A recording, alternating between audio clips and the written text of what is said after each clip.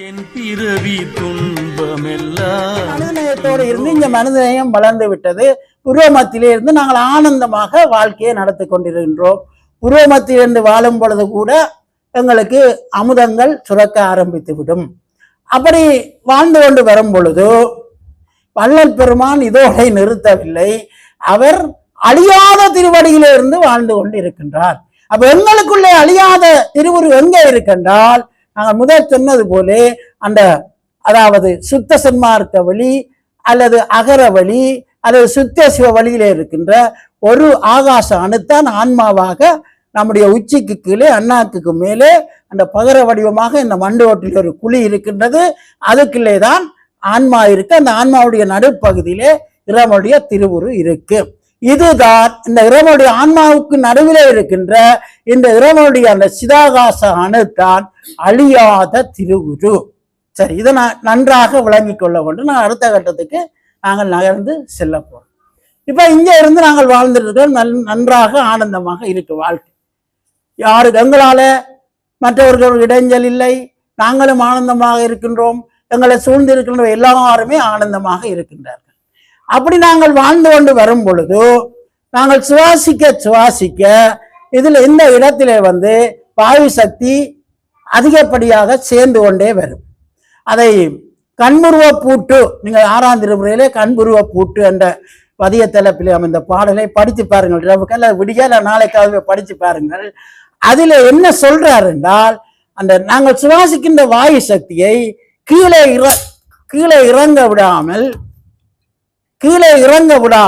அப்படி இதுல பூட்டு போட்டு அகநோக்கிய சிந்தனையோடு இருக்க வேண்டும். ஏன், இங்கேதானே அழியாத திருவுரு இருக்கின்றது. அப்ப இந்த திருவுருவிலே இருந்து வாழ்ந்தால்தான் வள்ளல் பெருமானுடைய ஜீவனும் நித்தியமானது, இந்த உடம்பும் நித்தியமானது. அப்ப நாங்கள் அழிகின்ற நிலையிலே மாற்றத்துக்கும் தோற்றத்துக்கும் ஆட்படுகின்ற இந்த உடல்பற்றோடு இருந்து வாழுகின்றனாலே தான் எங்களுக்கு மரணம் நேருகின்றது. அப்ப இதுல இருந்து நாங்கள் ஓரளவுக்கு ஆனந்தமாக வாழ்றோம். எந்த பாகுபாடும், எந்த மனிதனை கண்டாலும் எங்களுக்கு எந்த வேறுபாடும் இல்லை. அப்படி ஒரு நினைவு எங்களுக்குள்ளே வந்து விடுவோம். அப்படி வாழ்ந்து கொண்டு வரும் பொழுது இல்லை கண்புருவ பூட்டு பாட்டு நீங்க படித்து பாருங்கள். கீழே இறங்க விடாமல் அப்படியே நம்முடைய மொழியை கொஞ்சம் மேல் நோக்கி அகன் நோக்கிய ஒரு சிந்தனையோடு இருந்து நாங்கள் வாழும். ஏன், இங்கேதானே அழியாத திருவுரு இருக்கு. அப்படி எங்களுடைய ஜீவசக்தியை நாங்கள் இந்த இடத்திலே வைத்து வாழ்ந்தால்தான் நாங்களும் அழியாத பெருமானை போல நித்திய வாழ்வை பெறுவோம். அப்ப அந்த அழியாத இடத்துக்கு நாங்கள் இங்க இருந்து பினாங்கு போகணும் என்று சொன்னால் எங்களுடைய நினைவு பினாங்க நோக்கி இருந்தா தானே பினாங்கு போக முடியும். பினாங்க நோக்கி இல்லைன்னா கார் போன போறது எல்லாம் போனா பினாங்கு எப்படி சென்ற முடியும். இதே போலத்தான் வள்ளல் பெருமானுடைய சிந்தனை எப்படி இருந்தால், நான் அழியாத திருவுருவத்தை பெற வேண்டுமாக இருந்தால் இறைவனுடைய அழியாத திருவடியை சேர்ந்து அந்த நிலையிலிருந்து வாழ வேண்டும் என்றுதான் அவருடைய நினைவு. அப்ப எங்களுக்கும் எல்லாருக்கும் பொருந்தும், எங்களுக்கும் அந்த இடம் இருக்கு, இல்லாம இல்லை. அப்ப நாங்களும் இங்கே இருந்து ஓரளவு பக்குவத்தை எங்களுடைய ஜீவன் பக்குவம் பெற்ற பிற்பாடு இப்படியே நேர அகன் நோக்கி ஒரு நாடி செல்லுகின்றது. நாடி அகன் நோக்கி செல்லுகின்றது. அது முள்ளந்தண்டுக்கு நடுவாலே அந்த மூலாதாரத்துக்கு நடுப்பகுதியிலே ஒரு நாடி அப்படியே மேலே ஏறி இந்த உச்சி வரையிலே அந்த நாடி வருகின்றது. அந்த நாடி வர இந்த அகன் நோக்கி செல்லுகின்ற இந்த நாடி அந்த நாடியோடு அப்படியே நேர கிட்டத்தட்ட இந்த பிடரி பக்கத்திலே பிடரிக்கு மேலே அந்த நாடியோடு இந்த நாடிவே பொருந்துகின்றது. அந்த பொருந்துற இடத்தை தான் யோகியர்கள் முச்சந்தி என்று சொல்லுவார். 3 சந்தி விளங்குதா, இப்படி போய் பொருந்துது.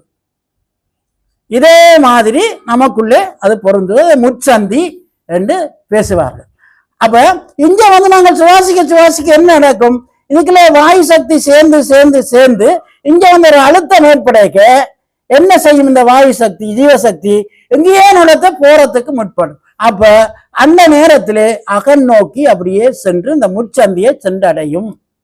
முச்சந்தியை சென்றடைந்தால் இந்த 3 சந்தியிலே தொழிற்படுகின்ற நாடி, 1 சூரியகலா நாடி, 2 சந்திரகலா நாடி, 1 சுசும்னா நாடி அல்லது நடுநாடி என்று பேசுவார்கள்.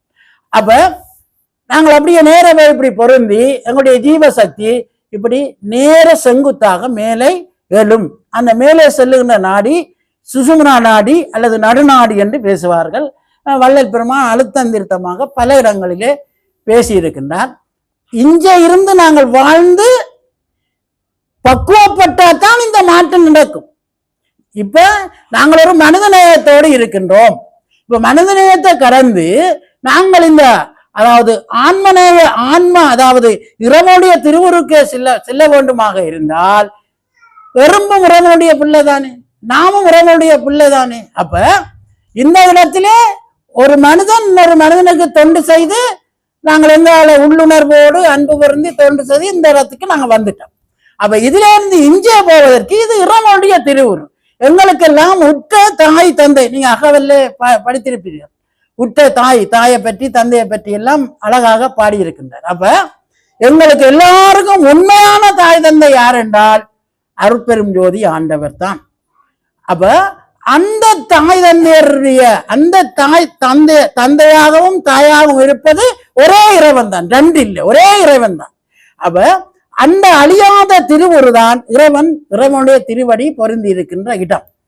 இதை பற்றியெல்லாம் விரிவாக பார்க்க நேரம் பத்தாது. இன்னொரு சந்தர்ப்பம் எப்பாவது கிடைத்தால் முயற்சிக்கலாம்.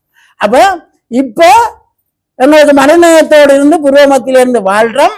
இப்ப இங்க போக வேணும் என்று சொன்னால் எல்லா உயிர்களையும் நாங்கள் நேசிக்க வேண்டும்.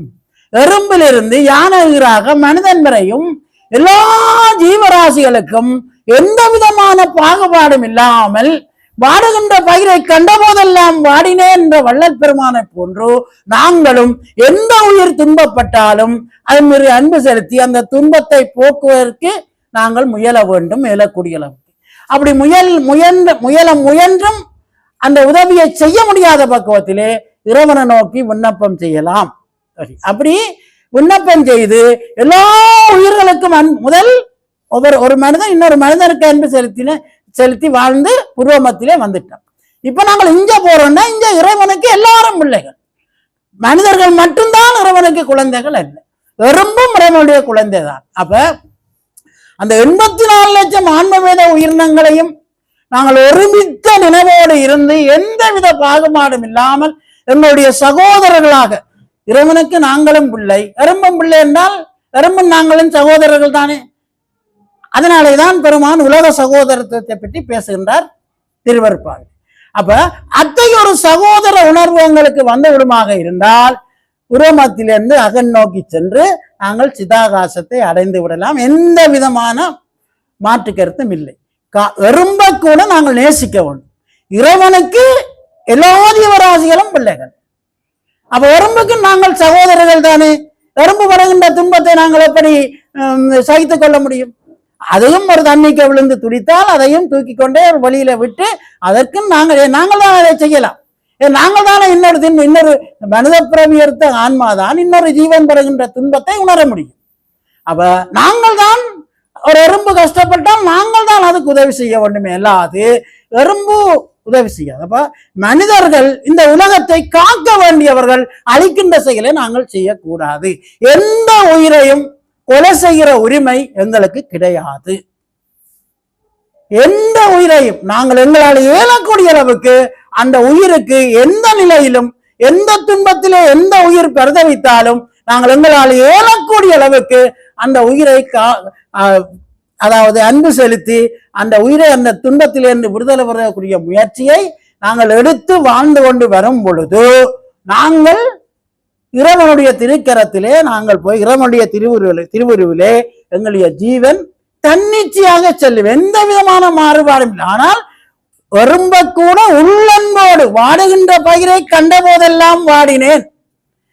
அவருடைய ஜீவன் அந்த பயிருக்குள்ளே ஒன்றாக இணைந்து விட்டது பெருமானாருக்கு. அதனாலே அந்த பயிருடைய வாட்டம் அவர் வாட்டமாக வாடினார். அதே போல ஒவ்வொரு ஜீவராசிகளும் படுகின்ற துன்பத்தை எங்கள் துன்பமாக எண்ணி நாங்கள் வாழும் பொழுது நாங்கள் இறைவனுடைய திருவுருக்குள்ளே எங்களுடைய ஜீவ காற்று உள்ளடும், ஜீவசக்தி அந்த அழியாத திருவுருக்குள்ளே உள்ளடும்.